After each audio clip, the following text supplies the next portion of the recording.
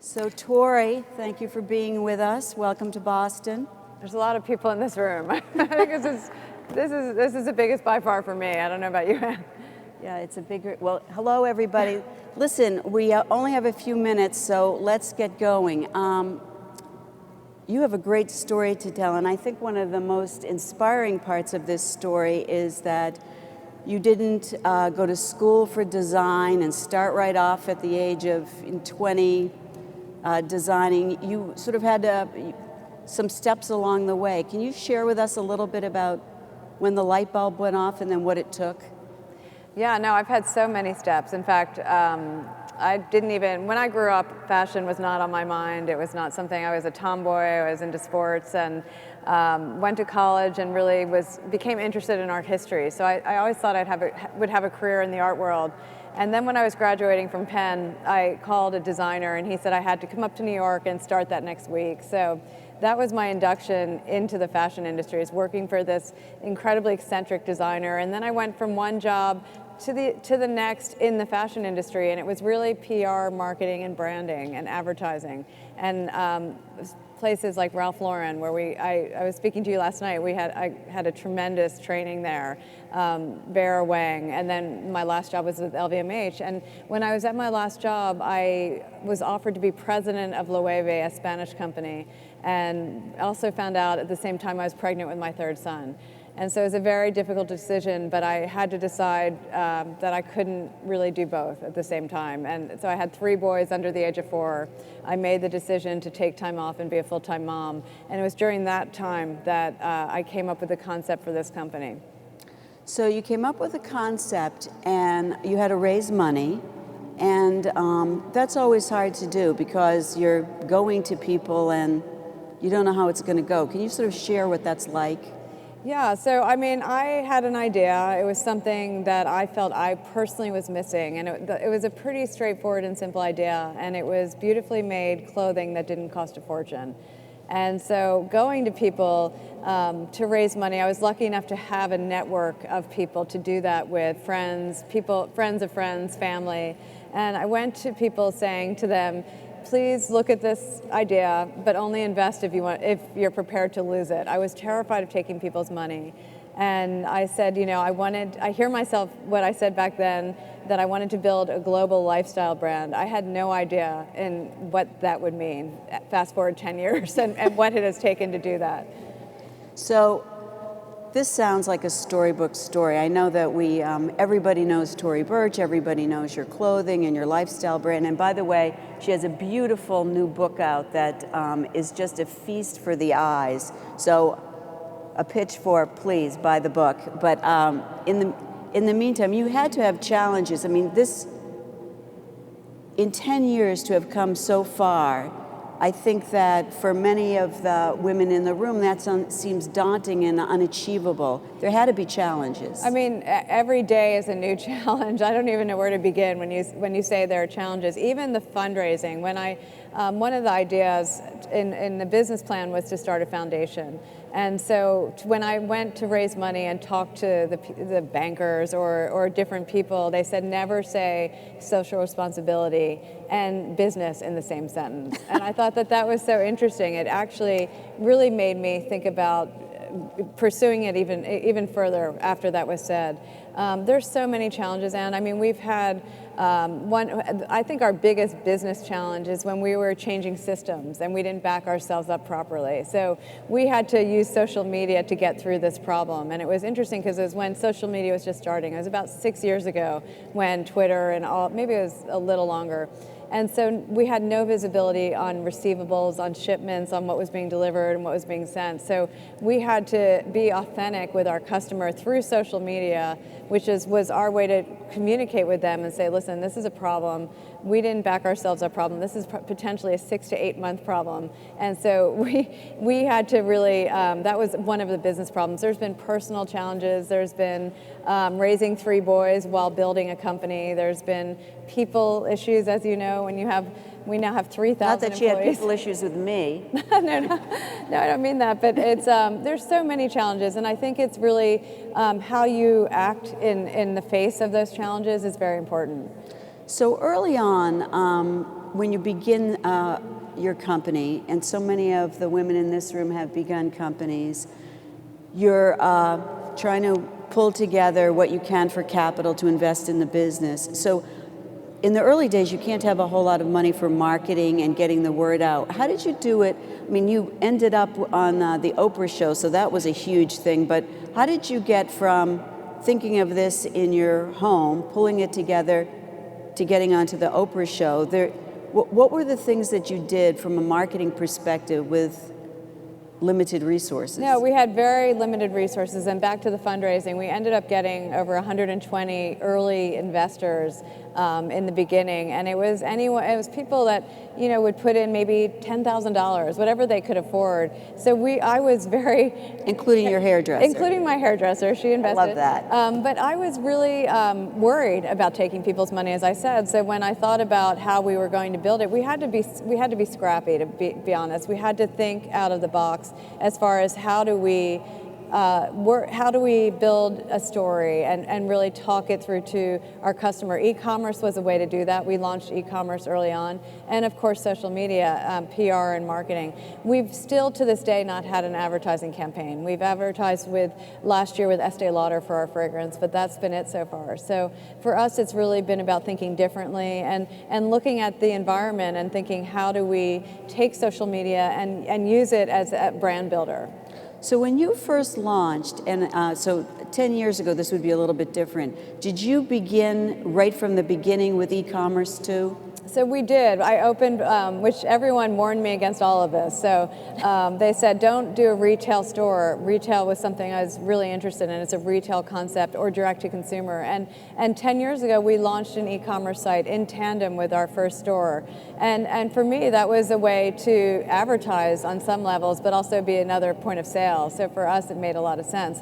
That said, it was early days in e-commerce. So I think in our industry, very few people were selling online. So it's been a learning curve ever since. So today, in terms of your sales, on a percentage basis, how much of it is online versus in store? So it's pretty big. I mean, it's about 20% of our business is online now and growing. I think we just last year launched in 30 other countries. Before that, we were just in the US. So we're now in 7 different languages, and it's been a really interesting. We look at it as our biggest store. So we look at it as sort of a bricks and mortar, even though it's online. So is the U.S. the highest volume? Yes. And then what's after the U.S.? It's quickly moving into the U.K. and then Asia. And then surprising places, well, the Middle East is actually big too. Wow. So I want to switch gears a little bit, and we have limited time. And this sort of goes to speaking a little bit about networking. And for years, people have been talking about old boy networks and how do we sort of establish it ourselves as women.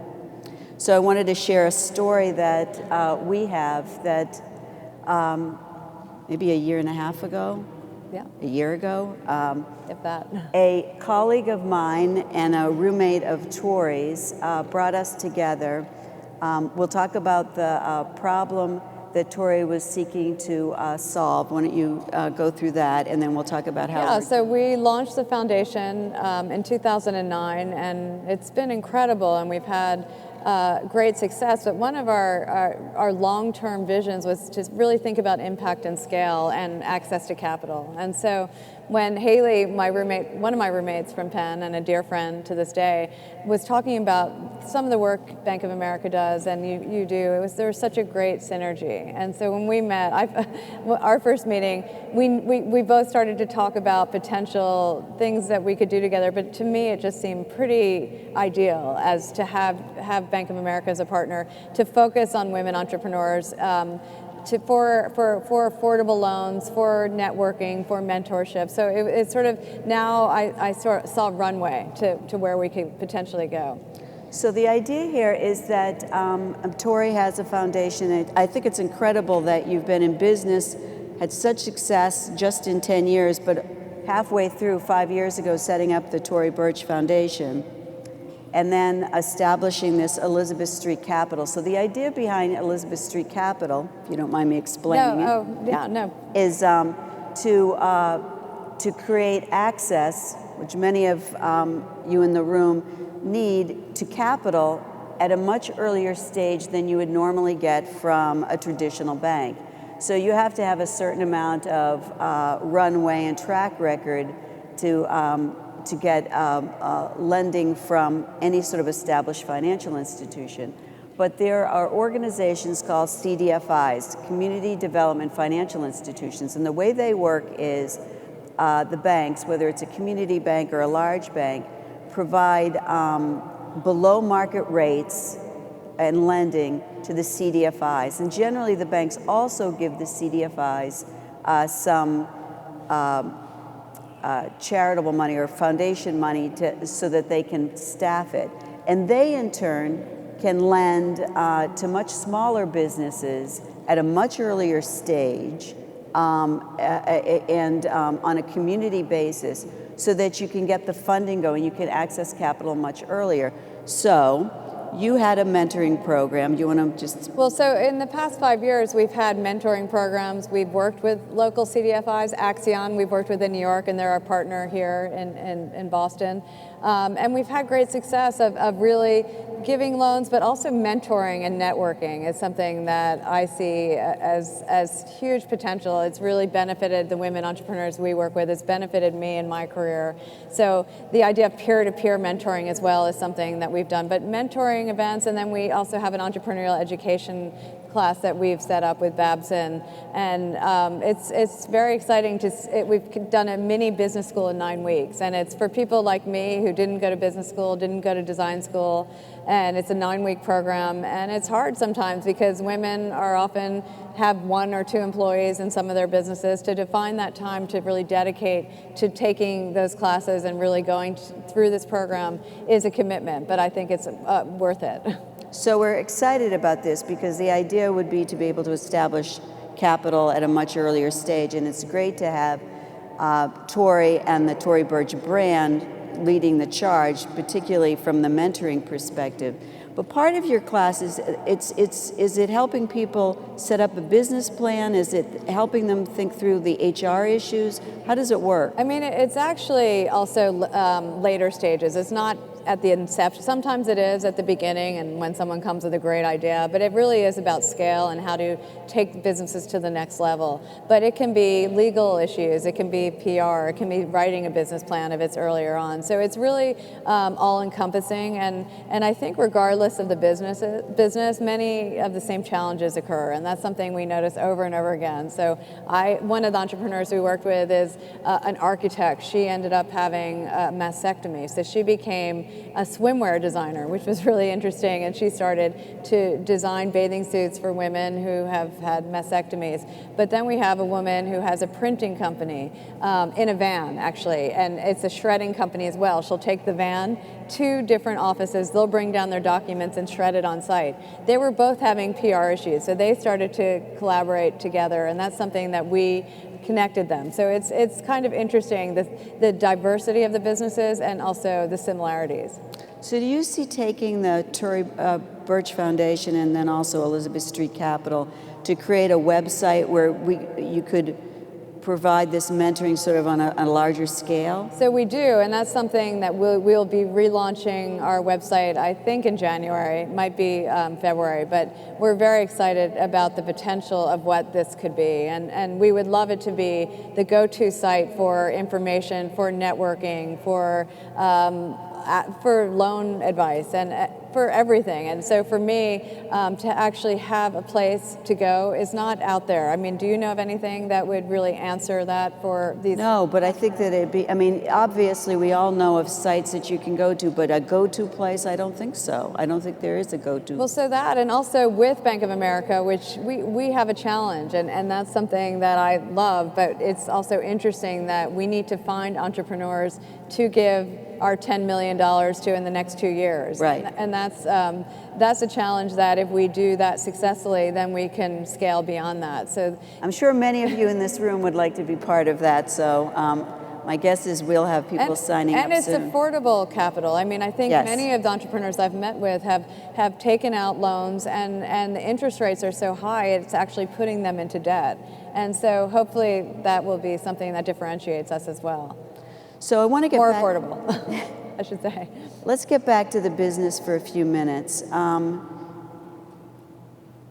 Lifestyle brand, just established a book. You're in how many countries? So we're in 40 countries and 140 stores. Wow. What's the next step? You know, it's funny. I mean, I was having a call with our team the other day, and on so many levels, I think we're just beginning. Our company's only 10 years old, so we've had this tremendous growth. It's been very strategic, and actually, we are very careful. So Asia is a big opportunity. Europe, we just opened Milan yesterday, which is very exciting. We're opening Paris in January. So keeping our focus and really working on the product, building the foundation, but also we're going to be launching Tory Sport, which is a whole nother startup. So it's so what's Tory Sport? So it's I love sports. It's something that I've wanted to do for a long time, and regardless of where I go around the world, I'm seeing women are more casual. They're going to yoga class and they're wearing their yoga pants throughout the day, and then putting on a great blazer and looking incredibly chic. So yoga, running, smaller extent tennis and golf, and then this idea of weekend wear, where it's just great things that you can wear to an airplane or to just be comfortable in, and so that's the idea of it. We're going to do similar to how we launched this brand, one freestanding store and an e-commerce site. It's going to be a bit different from branding, but hopefully speaking the same language, and we'll see. It's interesting to do another startup. I'm looking forward to looking chic in yoga pants. Yes. Do you golf? I do, but I will never look chic in anything. So hopefully we'll have some options for that. Yeah, I don't look good even with my swing. So to close, let's talk a little bit, if we can. What's some advice that you could give, a few tips? There are a lot of women in this room that have either begun businesses, are trying to establish businesses, or are many years into their businesses. You have had such success. Well, I think even before you start your business, I think one thing that I realized I was doing, which I didn't know at the time, was that I was entrepreneurial in the way I looked at things. And in each job I had, I was entrepreneurial, and that means that reacting quickly or being flexible or taking things as they come. I think you will never know how much work you will have to do until you get into a startup, and that's something I never knew.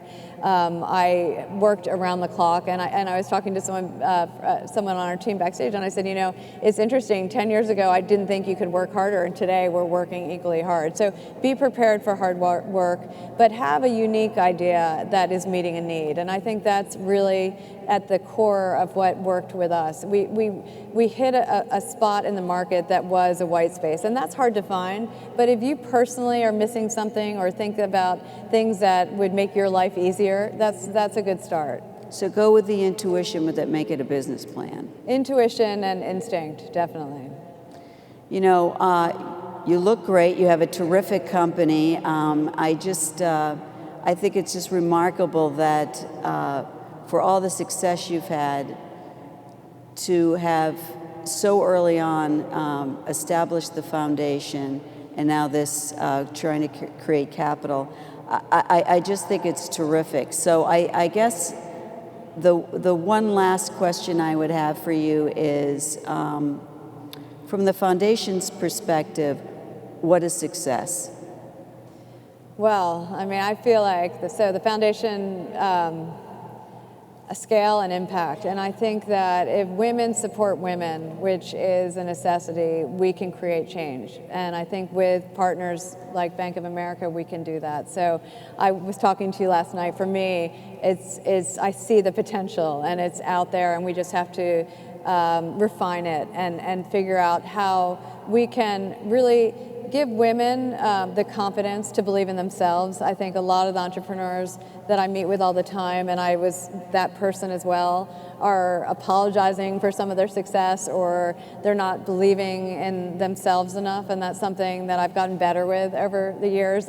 One of the first articles that was written on me and the company was in the New York Times, and someone I admire called me up after the article, Jane Rosenthal, and she started Tribeca Film, and she said, I love the article, but you shied away from the word ambition.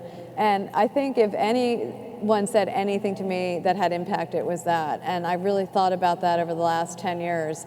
And she was absolutely right. Ambition has a negative connotation when it's talking about women. And I hope that changes, because I think women are our best investment. They're the #1 growing category in small businesses. They're half of our resources. So for us not to support women and support each other is a loss for our country. So for me, it's a natural to support women. It's something that I hope, we have 3,000 employees, it's 80% women. And by the way, I love men. I have 3 brothers and 3 boys. So it's not about that. I think men have to be part of this conversation. So if we can all sort of start to level that, and with our partnership, I think that's a good start. I see the potential. How about you, Anne? You tell me. Well, I agree with you, and we're out of time, so I just say here's to ambition, and thank you, everybody, and thanks, Tory. Thank It was you so great. much. Thank you.